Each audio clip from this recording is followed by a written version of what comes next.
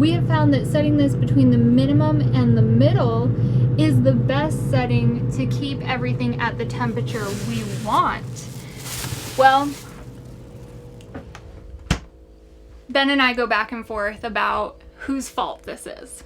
He says I stack things in the freezer and they shift that temperature control in the back. I say it's him because he drives 99% of the time.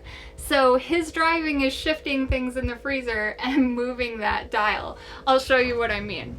In the back of the freezer, that adjustment is very easy to move. It is not difficult at all. So it takes very little to move that. And just a small item in there shifting can move that.